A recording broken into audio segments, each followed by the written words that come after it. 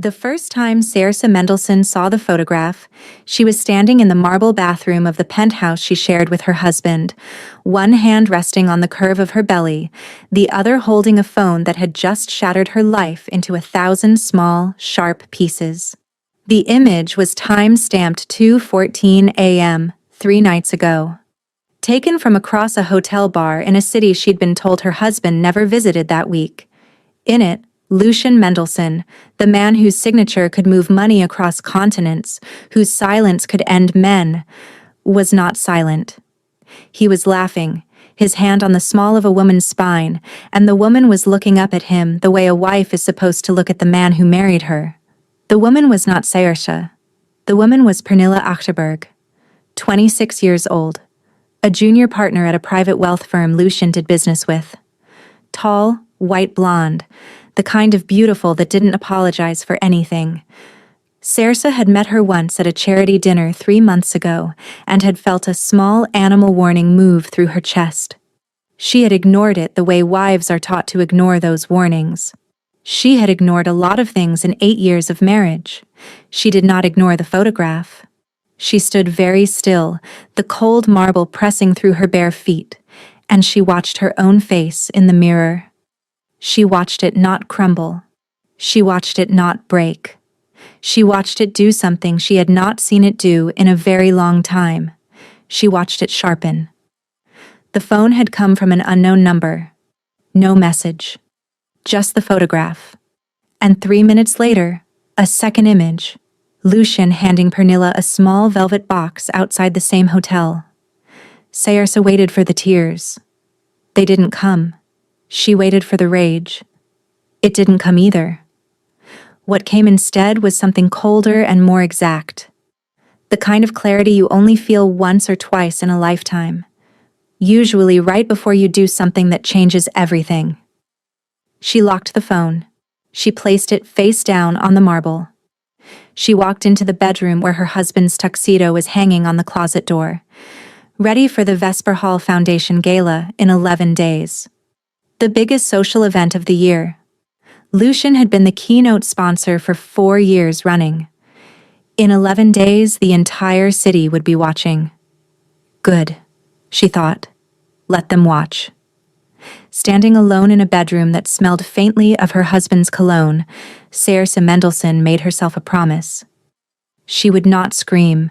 She would not throw plates. She would not even let him know she knew. She would wait 11 days. She would walk into that gala on his arm, in a dress he had not chosen, with a truth he could not survive. She placed her hand on her belly. "Just 11 days, my love," she whispered. "Before I take you any further into this story, do me one small favor. Drop a comment with the name of the city you're watching from. I want to see how far this story reaches tonight. And if you stay until the very end, you'll understand why what happened at the Vesper Hall Gala became the kind of story strangers still tell each other in quiet voices 8 years later. Hit that like button. Let's begin." The Mendelsohn penthouse did not feel like a home. It felt like an exhibition. A piano no one played. A library no one had read. A nursery designed by a woman from Milan who charged 40,000 euros to choose the shade of yellow for an unborn child's wall. Saoirse had wanted to paint the nursery herself. She had said so 3 months ago, while Lucian scrolled through his phone. "Don't be ridiculous, Kara. You're carrying my son. You're not painting walls." It had been the my son that landed, not ours. My. She had not corrected him. She had let the moment pass the way she had let 1,000 moments pass in 8 years of marriage to a man who collected her the way other men collected watches. That night, she did not sleep. She sat at the kitchen island in the dark and did something she had not done since she was 24 years old and finishing her master's in forensic accounting at the University of Edinburgh. She opened a blank document and began to make a list. It was not a list of grievances. It was a list of facts.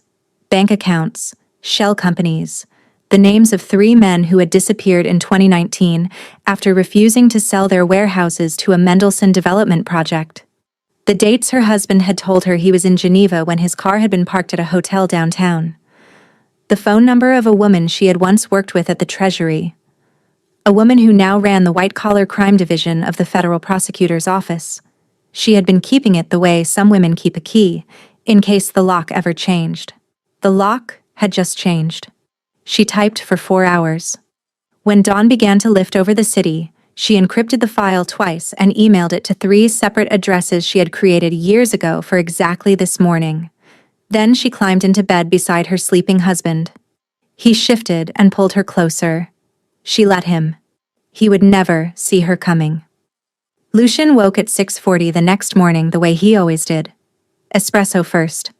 5 minutes on the terrace looking at the city like a man surveying something he owned.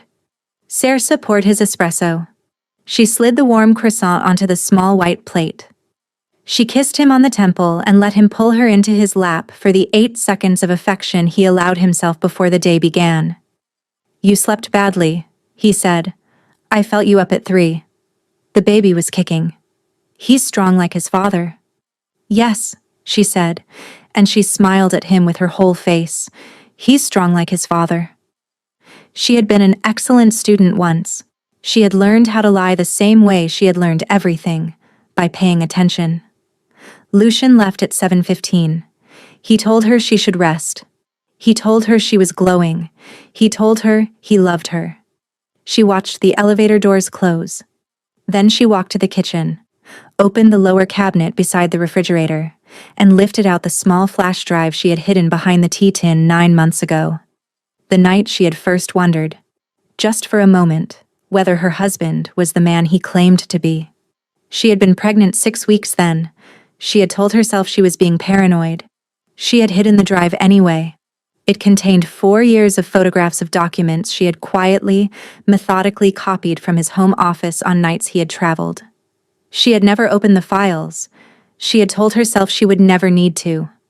She slipped the drive into the inner pocket of her cardigan. She had 11 days. She was going to use every single one of them. The dress fitting at 11 was not for the dress she would wear. Lucian's stylist, a thin woman named Branwen, had brought 3 options from a designer in Paris. Lucian had chosen the navy one, on the phone the previous week, in front of Saoirse, without asking Saoirse's opinion. When Branwen left, Saoirse hung the navy dress in the closet, walked into her own private dressing room, and opened the cedar trunk at the back. The trunk had belonged to her grandmother. It was the only piece of furniture in the apartment Lucian had not chosen. Inside, wrapped in tissue paper, was a dress that had not been worn in 9 years. Deep emerald silk, long sleeves, a neckline that did not apologize. She had bought it for herself the night she had been awarded the Treasury's youngest analyst commendation, before she had ever met Lucian Mendelsohn. Her belly had changed everything. The dress would not fit. Good, she thought. I don't want it to fit the woman I was. I want it to fit the woman I'm becoming. She made a phone call. The seamstress's name was Imogen Vasquez. She had a small studio above a flower shop on a street Saoirse had not visited in 9 years. Imogen had made the original dress. When Saoirse said her own name, her real name, Saoirse Donnelly, there was a long, careful silence on the other end of the line. I wondered, Imogen said finally, if you were ever going to call me again. I need you to do something for me. Tell me, Saoirse told her. How long do I have? Imogen asked. 10 days. And what are we making? Saoirse closed her eyes. She placed her free hand on her belly. We're not making a dress, Imogen, she said quietly. We're making armor. The seamstress's studio smelled the way Saoirse remembered. Sandalwood, old silk, and the faint green ghost of the flower shop 1 floor below. Imogen was smaller than she had been 9 years ago. Her hair had gone white. Her hands, when she held Saoirse's face between them at the door, were warm and dry and exact. Look at you, Imogen said. Look at what they did to you. She led Saoirse to a low stool by the window and made her tea. She did not speak while it steeped. She just looked at her with the patience old women have when they have already understood everything and are waiting for the younger woman to catch up. Tell me, Imogen finally said. So Saoirse told her. She told her about the girl she had been at 22, the girl who had walked into this studio with $300 in cash and asked for a dress that would make her feel like a person who deserved to take up space in a room. She told her about the treasury, about the case she had built at 24 against a financial syndicate moving stolen pension funds through 3 Caribbean shell companies, about the recommendation for the federal prosecutor's office at 26. She told her about the night she had met Lucian, a charity dinner. He had walked over to her table and looked at her the way men like him look at women they intend to acquire, and he had asked her what she did. She had told him. He had smiled. A forensic accountant. He had said slowly, "That's almost a shame. You're far too beautiful to spend your life looking at numbers." She should have walked away. She had laughed instead. Within 18 months she was his wife. Within 2 years she had stopped working. He had not asked her to stop. That was the elegant cruelty of it. He had simply made it impossible. The hours, the dinners, the foundations he had asked her to chair, the children she had been told would come any day now. He had not built a cage. He had built an obligation, and she had walked into it on her own 2 feet, and she had locked the door behind herself. It had taken her 7 years to notice the door. It had taken the photograph to make her open it. When she finished talking, Imogen did not speak for a long moment. "My husband died in 1998, Imogen finally said. "He was not a good man. I stayed because I was afraid. I stayed because I had no money of my own. I stayed because I had told myself a story about who I was without him, and the story frightened me more than he did." She looked up. Her eyes were wet, but her voice was steady. "You are not me, Saoirse. You have a name of your own, and a mind of your own, and a child of your own coming into this world in 3 months. The woman who walked into my studio 9 years ago is still in there. She is twice the woman she used to be because she has been carrying both of you for 8 years. Imogen took her hand. "Tell me what you need, and we will make it together." Saoirse felt the tears come for the first time since the photograph. They came quietly, the way real grief comes, without sound. When she could speak, she said, "I need a dress that tells the truth. Then we'd better get started." And Saoirse left at 4:30. The sky over the city had gone the soft violet of late autumn. In her phone, there was a missed call from a number she had not dialed in 8 years, the federal prosecutor's office. Her old colleague, Marisol Beaumont Ojeda, now deputy director of financial crimes, had returned her message. Saoirse stood on the corner of 5th and Halverson and listened to the voicemail twice. "Saoirse, it's Marisol. I got your email. I'm not going to ask why now, after all this time. I'm just going to tell you that what you sent me is enough to open a federal case. Call me back when you're ready. And Saoirse, be careful. You are married to a very dangerous man." Saoirse stood on the corner for a long time. Then she did something she had not done in 8 years. She smiled. Not the wife smile. She smiled the smile of the girl who had walked into a courtroom at 24 and dismantled a criminal syndicate 1 document at a time. She had 10 days. Lucian did not come home until 11:40 that night. Saoirse heard the elevator chime from the bedroom. She heard his shoes on the limestone. She heard the soft clink of the decanter in the front room, the one he poured from when he had been drinking already and wanted one more before bed. She had heard everything for 8 years. She had simply trained herself not to listen. Tonight, she listened. He was on the phone. The voice was low, close to his chest. Not at the gala, no. After. We'll go to the lake house Sunday. She'll be at her sister's." A pause. "Don't be like that, Leafia. 11 more days, I promised." Saria did not move. She had not told Lucian she was visiting her sister on Sunday after the gala, which meant her husband had already arranged her absence, which meant he had already arranged Pernille Achterberg's presence at the lake house she herself had decorated 3 summers ago. When Lucienne slid into bed 40 minutes later, smelling faintly of bourbon and a perfume that was not hers, Saoirse rolled toward him and laid her head on his chest the way she had every night for 8 years. "How was your day?" she murmured. "Long," he said. He kissed the top of her head. "Yours?" The dress fitting was beautiful. "Lucian?" "I love you." There was a pause. So small most women would have missed it, but Saoirse had been a forensic accountant once. She knew how to read silences. "I love you too, Kara."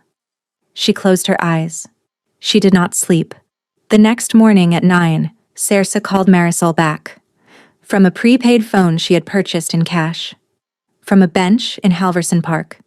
"Saoirse, I have more than what I sent you, 4 years' worth, wire transfers, the names of 3 intermediaries.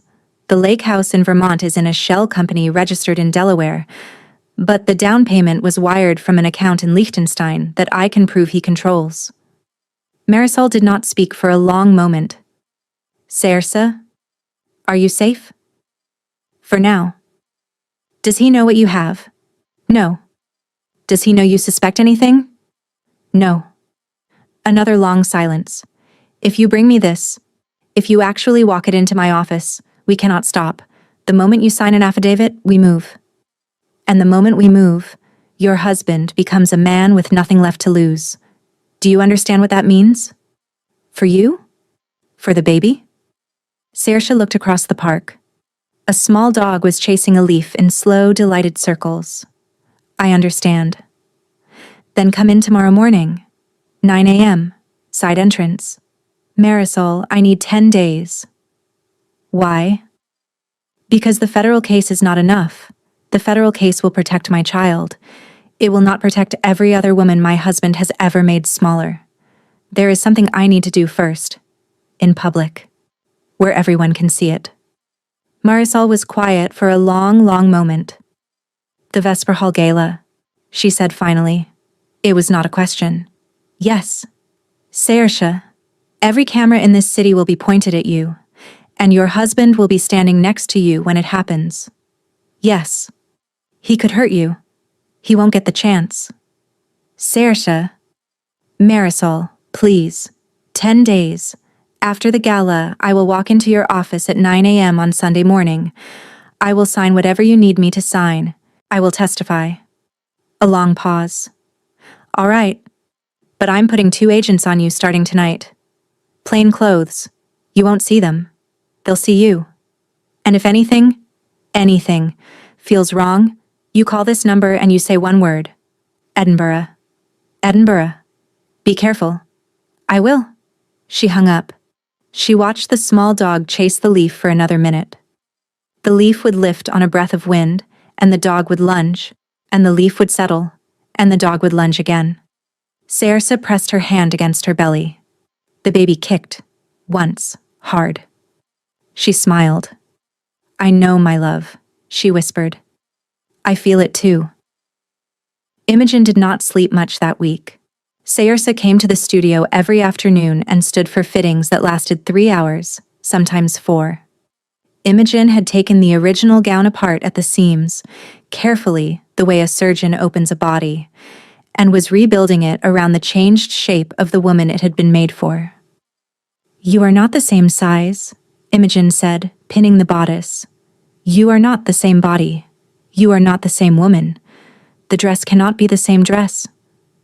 The silk against Saoirse's skin was the deep, alive green of moss after rain. The cut was severe at the shoulders, long sleeves, a high neckline, and then it fell away at the back. Imogen had cut the back of the dress in a single, quiet line that ended at the base of the spine. "Why the back?" "Because you have spent 8 years being looked at from the front. Tonight, when you walk away from him, the entire room will watch you go." On the 4th afternoon, Imogen brought out a small velvet pouch.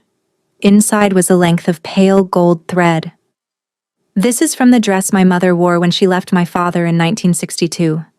She kept it her whole life. She gave it to me before she died.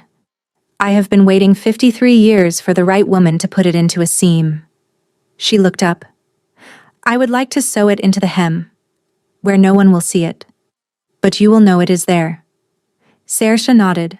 On the 6th day, Lucien came home in a mood Saoirse had learned over 8 years to identify within 3 seconds. His shoulders were too still.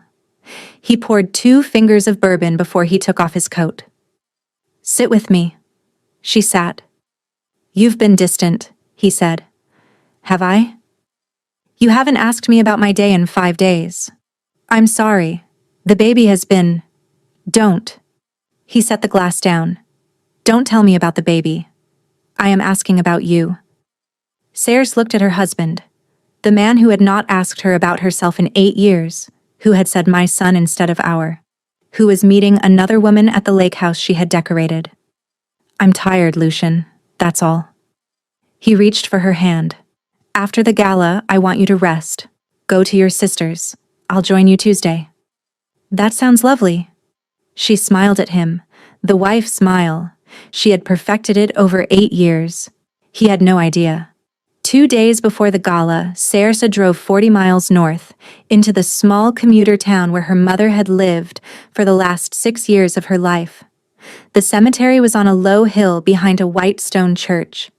The headstone read, Iof Donnelly, 1953-2019, Beloved. She knelt in the cold grass with her hand on her belly, and she talked to her mother for almost an hour. About the photograph, about Imogen, about the federal prosecutor. And then, near the end, she told her something she had never told anyone, not even herself. I think I knew, Mama, she whispered. I think I knew on our wedding day. I knew, and I let him do it anyway. Because I was tired. Because I was lonely. Because I thought a smaller life with a bigger man would be easier than a bigger life on my own. The baby kicked, gently, twice. I'm sorry I made myself so quiet you wouldn't have recognized me, but I remember now, Mama. The dress was finished on the morning of the gala. The silk slid down Saoirse's body like water finding the shape of the riverbed it had always been meant for. Open your eyes, Imogen said. The woman in the mirror was not the woman who had walked into the studio 9 days ago. She had a belly that announced itself. She had shoulders that did not apologize. She had a back like a long, quiet sentence, written in a single line down the spine of the world. The woman in the mirror was Saoirse Donnelly. She had been there the whole time. Go, Imogen said. Go and tell the truth. The thread is in the hem. Right side, near your ankle. If you forget who you are at any moment tonight, you put your hand on that hem, and you remember.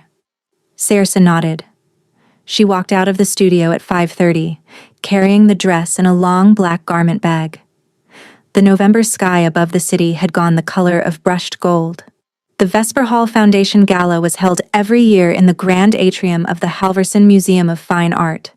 3 stories of vaulted glass, marble floors the color of cream, and 140 crystal sconces that were lit, for 1 night a year, with real candles.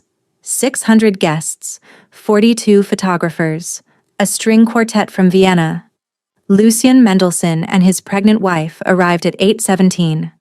Saoirse stepped out of the black car onto the red carpet, and for a moment, a single, suspended moment, the entire row of photographers forgot to take her picture. Then they remembered. The flashes came in a wave. White, white, white.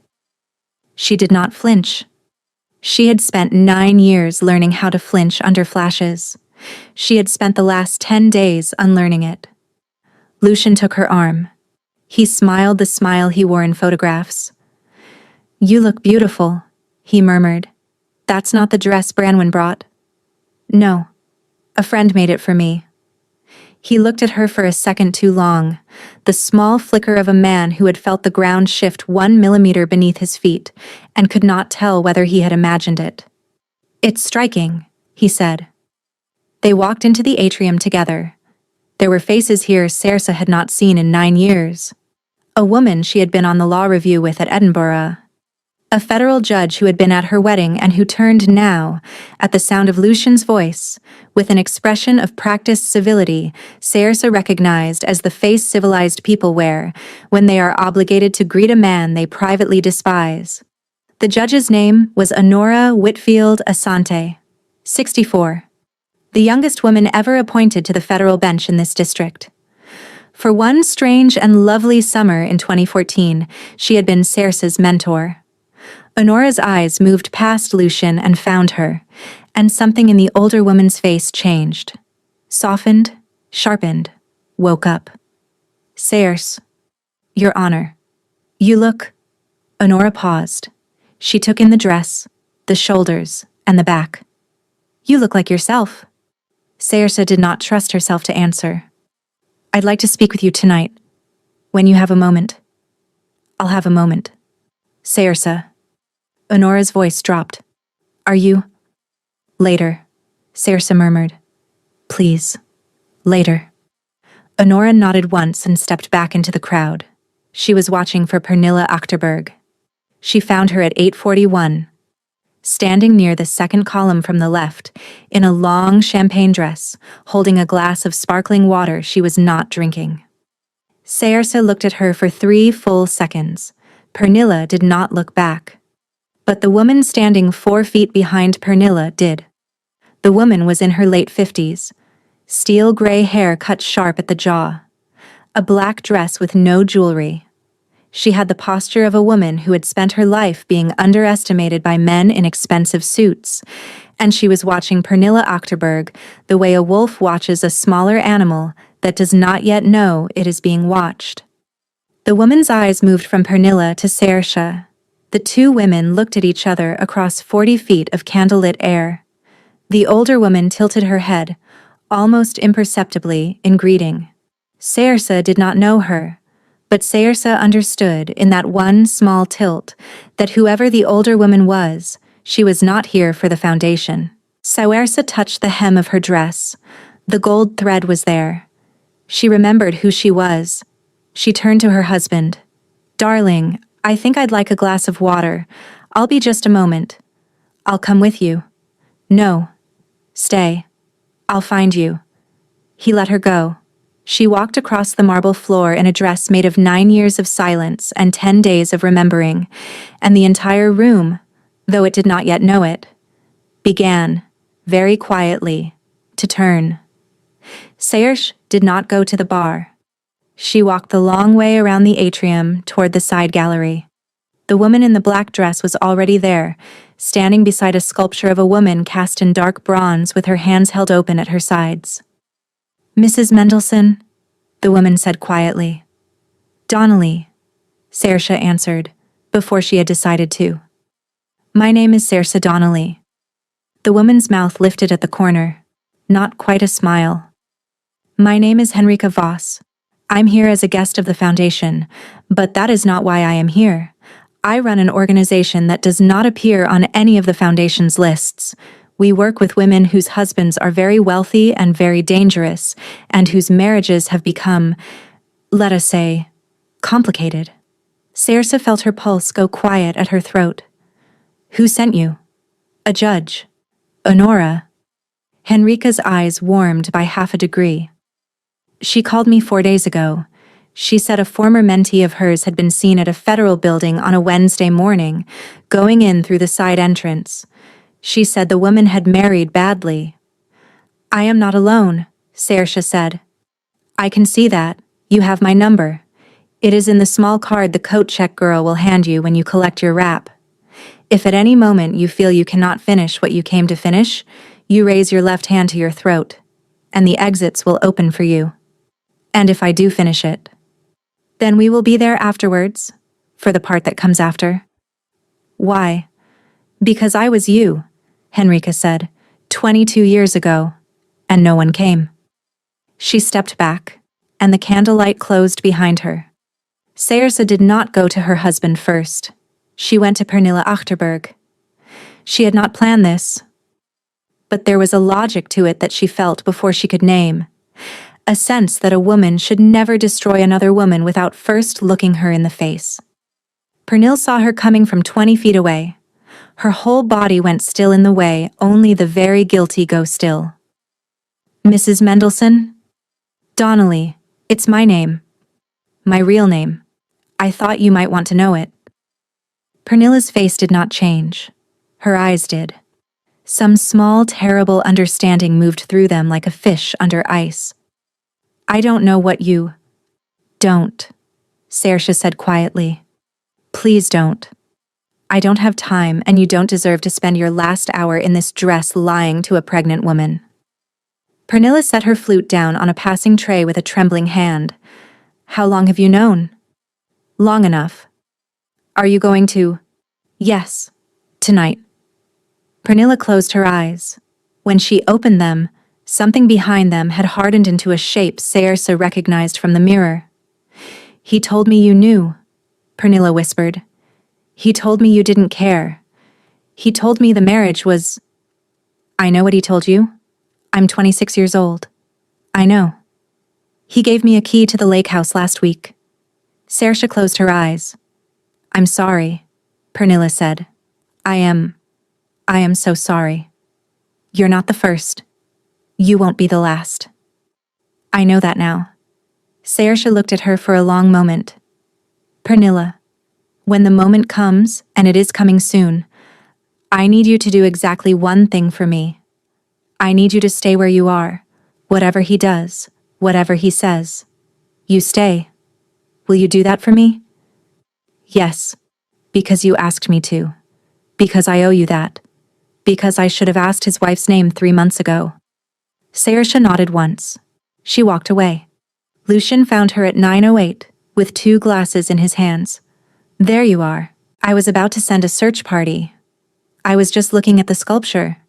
Henrika Voss bought it for the foundation last year. Strange piece. I never understood it. You know her.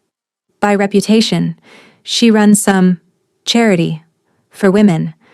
I don't recall the specifics. I see. Sit with me for the speeches. They're starting in 20 minutes. He kissed her temple. He did not notice that she did not lean into it. She turned her head, just slightly, and across the room she saw Honora watching her from beside the second column. The judge raised her glass 1.5 inches. Saoirse raised hers back. The room kept moving. The candles kept burning. The microphone. Saoirse looked at it for a long, quiet moment. Then she put her hand, very lightly, on the hem of her dress. The gold thread was there. The chairman of the Vesper Hall Foundation was a man named Reginald Ashford Monroe, 81.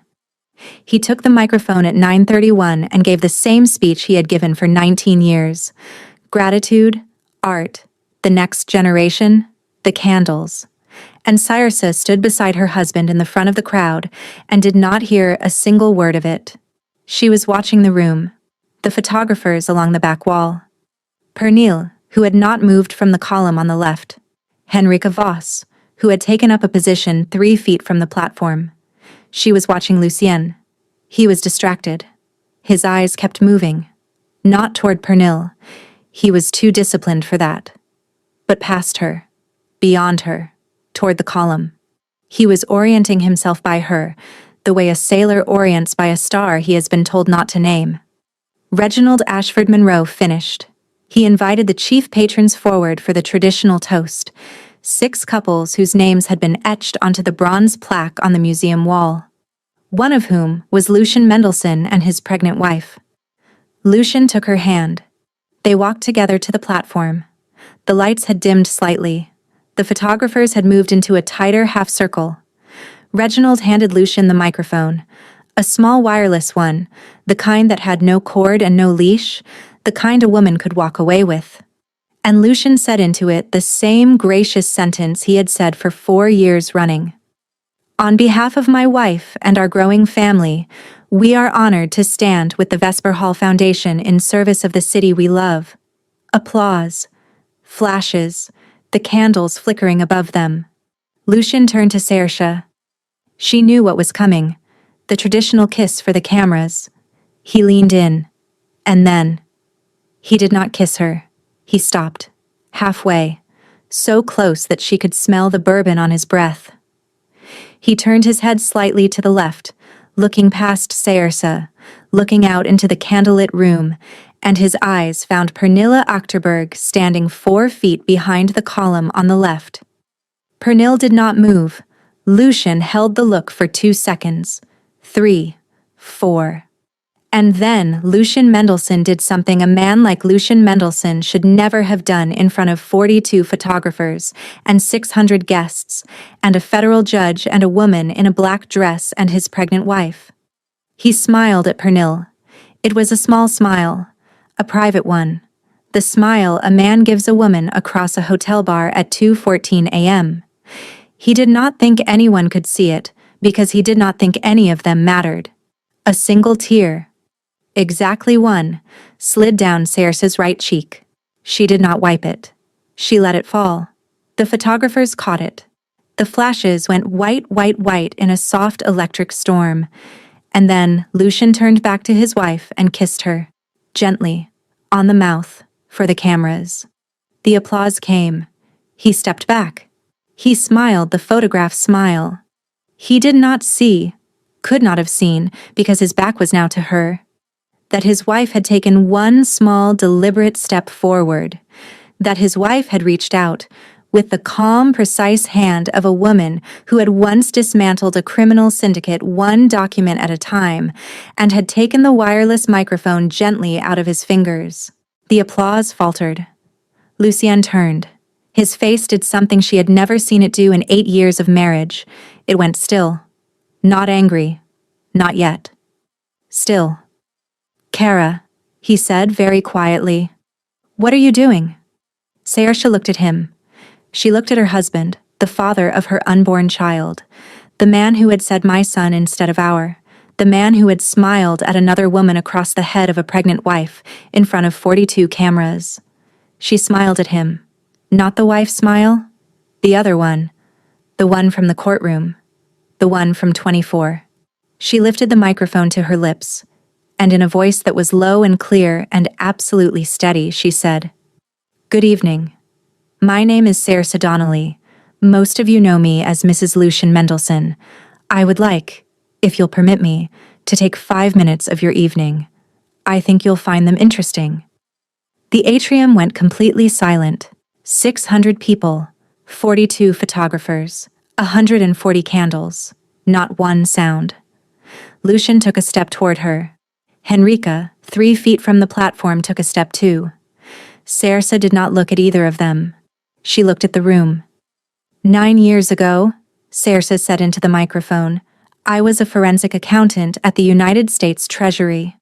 I was 26 years old. I had just been awarded the youngest analyst commendation in the history of my division. I was wearing, that night, a green dress I had bought for myself with money I had earned myself, and I was the happiest I had ever been in my life. Lucian said her name, quietly, a warning. She did not turn. I met my husband 3 months later. He told me I was too beautiful to look at numbers. I laughed. I was tired and lonely, and I laughed. Within 2 years, I had stopped working. Within 4, I had stopped using my own name. Within 6, I had stopped recognizing the woman in my own mirror. The photographers had stopped moving. They were not even taking pictures now. They were listening. I am wearing that green dress tonight. My friend Imogen, who I had not seen in 9 years until 10 days ago, let it out for the body of a woman who is 7 months pregnant with a son. She also sewed into the hem a piece of her mother's dress, from the night her mother walked away from a man very much like the one standing next to me. Imogen Vasquez. She is the reason I remembered I had a back. Lucian took another step. Saoirse. Kara, give me the microphone. She turned and looked at him. Just once. No, Lucian. The room inhaled. My husband, Saoirse said, turning back to the room, is having an affair with a young woman named Pernilla Achterberg. She is standing 4 feet behind the second column on my left. This is not her fault. She is 26. She is the age I was when he found me. He told her, as he tells all of them, that I knew. That I did not care. He gave her the key to the lake house I decorated 3 summers ago. Pernilla did not move. That, however, Saoirse said, is not why I have taken your microphone tonight. Lucian had gone grey. It was the first time Saoirse had ever seen her husband look afraid. My husband, she said, is also a man under federal investigation for wire fraud, money laundering, and the financing of the disappearances of 3 men in 2019, whose families have been waiting 6 years for someone to say their names out loud. Their names were Donald Whitaker, Yusuf Brennan Cole, and Marcus Ifedayo. I want every photographer in this room to write them down. I have spent the last 4 years quietly photographing documents in my husband's home office. Last week, I delivered them to a deputy director in the federal prosecutor's office. Her name is Marisol Beaumont Ojeda. On Sunday morning at 9 a.m., I will sign an affidavit that will be sufficient to begin formal proceedings against the man you have been writing checks to for 15 years. Saoirse looked at her husband for one long, final moment. Lucian, I am not telling you this because I want you to suffer. I am telling you this because I want you to understand. You were not married to a woman who could not see numbers. You were married to a woman who was looking at numbers the entire time. You simply asked her not to, and she, for 8 years, agreed. That was my mistake. I am correcting it now. She turned back to the room. To the women in this room who have been told by men with very nice smiles that you are too something to be the thing you actually are. Too beautiful to be smart, too sweet to be ambitious, too pregnant to be furious. I want you to know that you are not. You are exactly the thing you are. And the man who is asking you to be smaller is asking because he is not large enough to stand beside you. She paused. Her hand went, instinctively, to her belly. To my son. I am going to be your mother. I am not going to be his wife. I am sorry it took me so long to know the difference. She looked back up at the room. 42 photographers, every camera now firing in a long white storm. Thank you for your evening. I am going to leave now. She set the microphone down, gently, precisely, on the small platform. She turned. She walked off the stage. The room could not, in that moment, make any sound at all. Lucian finally moved. He took 2 fast steps after her. His hand came up. It would never be clear, later, what he had been planning to do with it, because Honora Whitfield Asante stepped between him and his wife with the absolute, unhurried authority of a federal judge. Mr. Mendelsohn, I would not. Lucian stopped. Henrika was already at Saoirse's elbow. The 2 women walked together across the long marble floor. The crowd parted for them the way water parts for a thing that has decided where it is going. Behind her, somewhere in the silence, a single woman began to clap. Then another. Then 10. Then 100. By the time Saoirse Donnelly reached the door of the Halverson Museum, 600 people were on their feet, and the standing ovation that followed her into the cold air outside would be, in the words of one Society columnist the next morning, the loudest sound that building has made in 100 years. She stepped out into the night.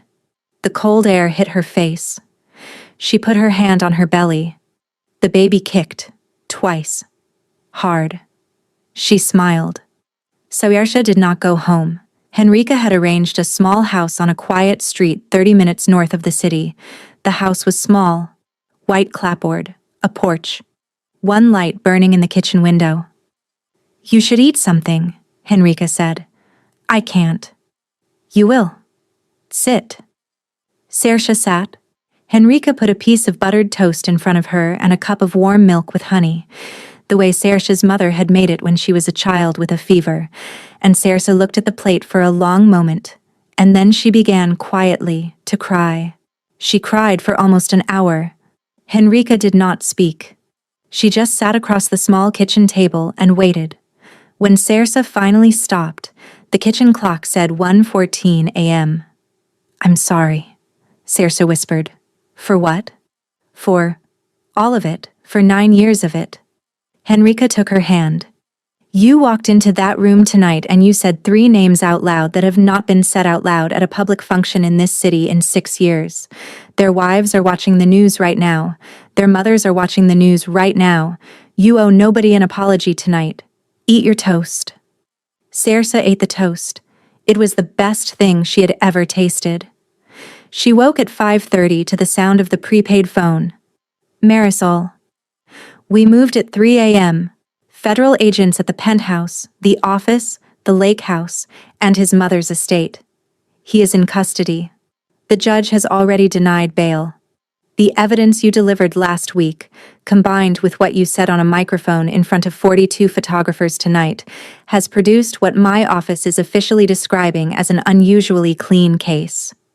His mother, His mother is fine. She made the agent's coffee. I am told she said one sentence to the agent in charge before they took her son out of the house. Do you want to know what she said? Yes. She said, "About time." Saoirse laughed. It came out rough, broken, a sound she had not made in 9 years. Marisol on the other end of the line laughed too. Saoirse, you did this. Not me. Not my office. Not Henrika. Not Honora. You. I want you to put that down somewhere where you can read it on the bad days. There will be bad days. You did this. By 8 a.m., the story had broken on every major network. By 9 the front page of the city's largest paper carried a single photograph above the fold. Saoirse Donnelly, in a deep emerald dress, standing alone with a wireless microphone in her right hand and a single tear on her right cheek. The headline read, in 72-point type, "The names," she said. By 10 cause, the names of Donald Whitaker, Yusuf Brennan Cole, and Marcus Ifedayo were trending in 3 countries. By 2 p.m., a woman Saoirse had never met named Adese Whitaker, Donald's widow, had given a brief interview on a local morning show.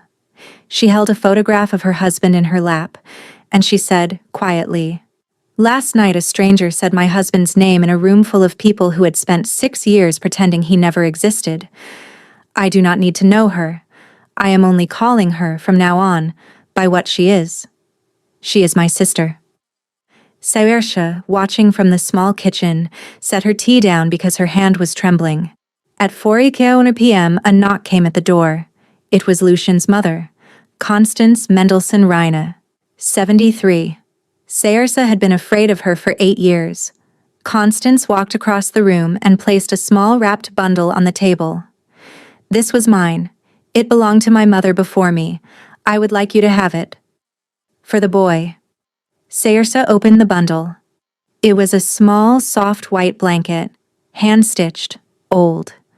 A single name had been embroidered into one corner in pale blue thread. What does it say? It says, belonging. It is a Frisian word. My grandmother sewed it herself. My son was wrapped in this blanket the day he came home from the hospital. So was I. So is my mother. I am giving it to you because it does not belong in his house anymore. It belongs in yours. I'm sorry, Saoirse whispered. No. I am the woman who raised him.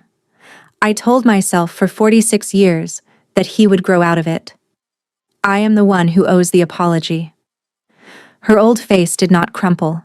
It simply settled. Last night, when you said those 3 names, I want you to know something. I have known their names for 6 years. I have said them, every night, into the dark of my bedroom, the way some women say prayers. I never said them out loud where anyone could hear me. I was afraid. You said them for me. The boy you are carrying will not have to be afraid of his father. I will see to it. So will the courts. So, I think, will you? Saoirse stood up. She walked around the small table. She put her arms around her husband's mother. What do I call you now? Saoirse whispered. Constance. Constance. Welcome home, my dear. The boy was born on a Wednesday morning in February at 6:47 a.m. She named him Cillian Donnelly. No middle name. No second surname. Just Cillian, after her grandfather, who had once told her, when she was 7, that the most dangerous thing a person could do was pretend to be smaller than they were, because the world was already trying to do that for them. Constance was in the room when he was born. Henrika was in the hallway. Marisol arrived 2 hours later with a manila folder containing the federal indictment, formally filed 3 days earlier, listing 42 counts against Lucian Mendelsohn and 17 co-defendants.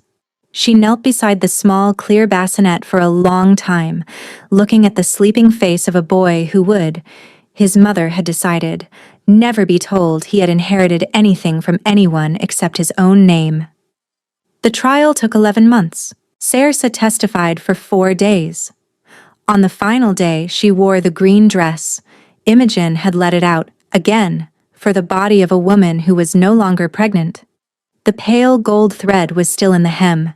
She did not remove it for the rest of her life. Lucian Mendelsohn was sentenced to 31 years in federal prison.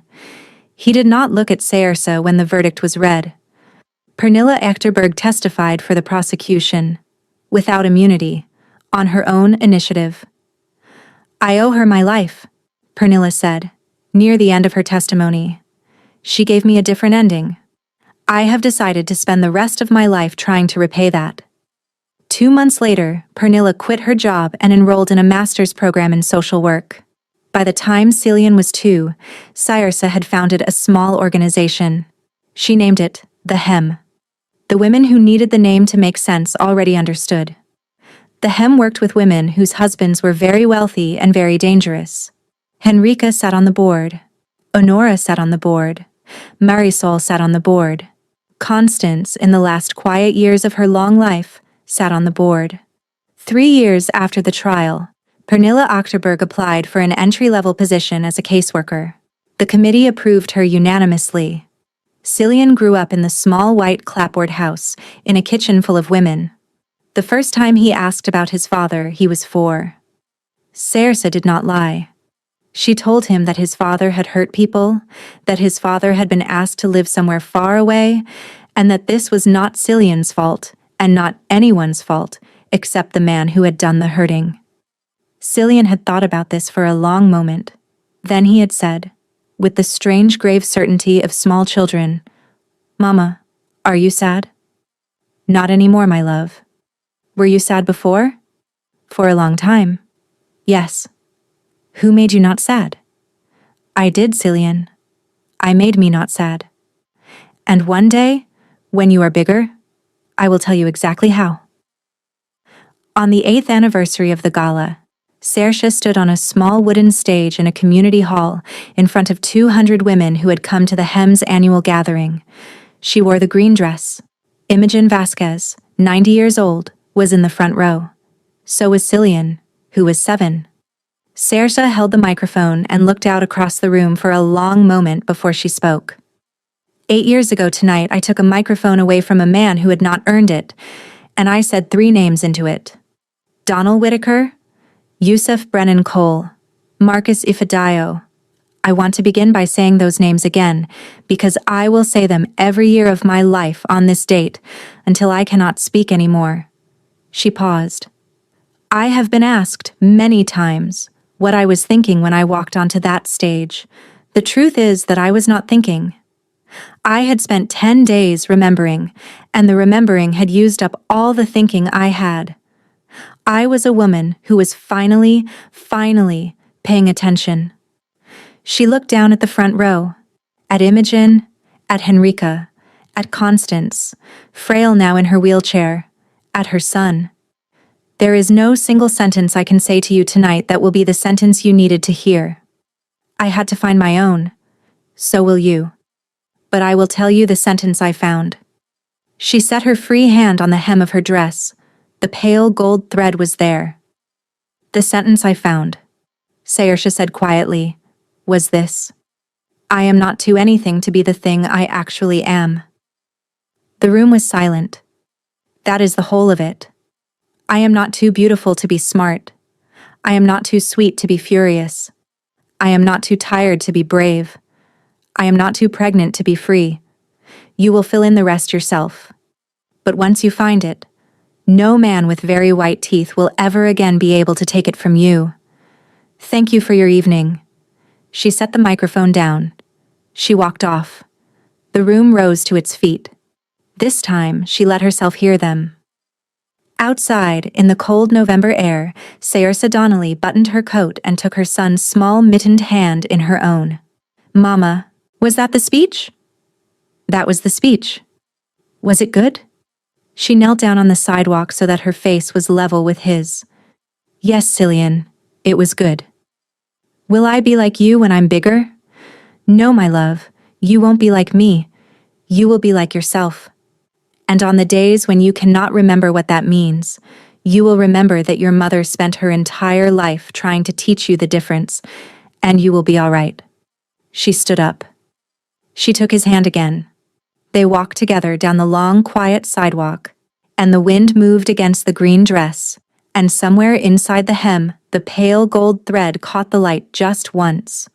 A small, private flash of something old and stubborn and entirely her own. And Saoirse Donnelly walked into the rest of her life with her son's hand in hers. She did not look back. She had stopped looking back 8 years ago.